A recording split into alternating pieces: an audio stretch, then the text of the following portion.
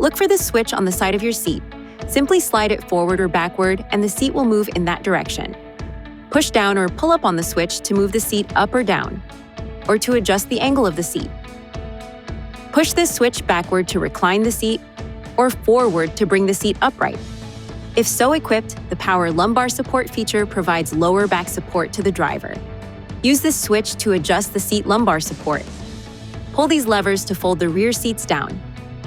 It may be necessary to remove the rear seat headrests or head restraints before folding the rear seats. When returning any seat back to the upright position, be certain it is completely secured in the latched position. If you have removed or adjusted the headrests or head restraints, reinstall and properly adjust them before an occupant uses these seating positions. Please see your owner's manual for important safety information, system limitations, and additional operating and feature information.